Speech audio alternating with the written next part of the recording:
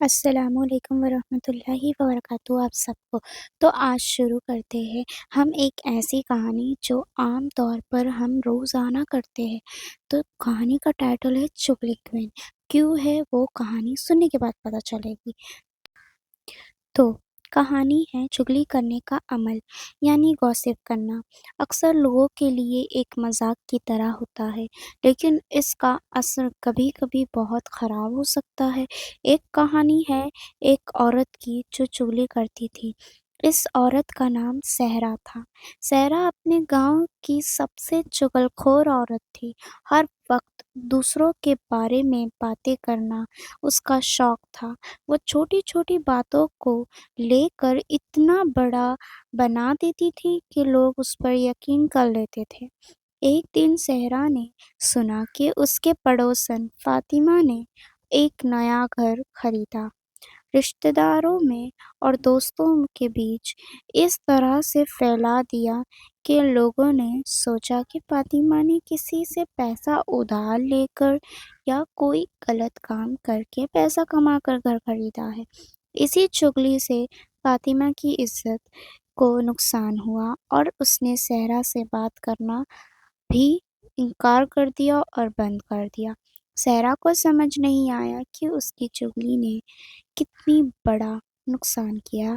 کچھ دن بعد سہرا کو پتہ چلا کہ فاطمہ نے اپنی محنت سے کمائے پیسے سے وہ گھر خریدا تھا۔ اس نے اپنی غلطی کا احساس کیا، لیکن تب تک کافی دیر ہو چکی تھی۔ اسی کہانی سے اور ایسی بہت سارے چھوٹی چھوٹی چیزیں ہم روز اپنے زندگی میں کرتے ہیں، چاہے وہ کسی کے بھی ریگارڈنگ ہو۔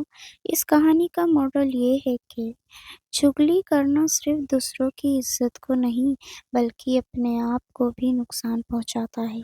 ہمیں دوسروں کے بارے میں بنا سوچے جانے سمجھے کوئی رائے نہیں دینی چاہیے۔ اس سے نہ صرف لوگوں کا بھروسہ ٹوٹتا ہے بلکہ رشتوں میں بھی درار آ جاتے ہیں۔ اسی لیے ہمیشہ سوچ سمجھ کر بولنا چاہیے اور دوسروں کی عزت کا خیال رکھنا چاہیے۔ تو اسلام کے ریگارڈنگ چغلی یعنی گوسپ کرنا کیا ہے، کیوں برا ہے، اس کی کیا پنشمنٹ ہے، اس کے اوپر ہم کچھ انفارمیشن دیں گے۔ تو اسلام میں چغلی یعنی گوسپ کرنا ایک بہت برا عمل ہے مانا جاتا ہے۔ اس کے لیے کچھ سزائیں یا پنشمنٹ ہے جو قرآن اور حدیث میں ذکر کی گئی ہے۔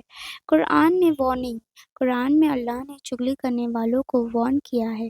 سورہ الحجرات 49:12 میں کہا گیا ہے کہ ایک دوسرے کا برائی کرنا جیسے کہ مرتکب کرنا۔ اس سے یہ سمجھ آتا ہے کہ چغلی کرنا اللہ کے نظر میں بہت برا ہے۔ سوشلائز آئسولیشن، لوگ اکیلے پڑ جاتے ہیں جو چغلی کرتے ہیں۔ جو لوگ چغلی کرتے ہیں انہیں لوگ اکثر اپنے سے دور کر دیتے ہیں۔ یہ ان کی عزت کو ختم کر دیتا ہے اور انہیں اکیلا کر دیتا ہے۔ لوز آف ٹرسٹ، چغلی کرنے والے کی لوگوں میں کوئی عزت نہیں رہتی۔ لوگ ان پر یقین نہیں کرتے اور ان سے دور رہنا پسند کرتے ہیں، جو انہیں سماجک طور پر سزا ہے۔ Accountability on the day of judgment, اسلام میں یہ بھی کہا گیا ہے کہ چغلی کرنے والوں کو قیامت کے دن اپنے اعمال کا حساب دینا پڑے گا۔ یہ ایک بہت بڑی سزا ہے کیونکہ ہر اعمال کا حساب دینا ہوگا۔ ریپیٹنس، اگر کوئی چغلی کرتا ہے تو اسے اللہ سے توبہ کرنی چاہیے اور اپنے اعمال کی معافی مانگنی چاہیے۔ توبہ سے اللہ کی رحمت مل سکتی ہے۔ اسی لیے اسلام میں چغلی سے بچنے کی ہمیشہ کوشش کرنی چاہیے، دوسروں کی عزت کا خیال رکھنا چاہیے۔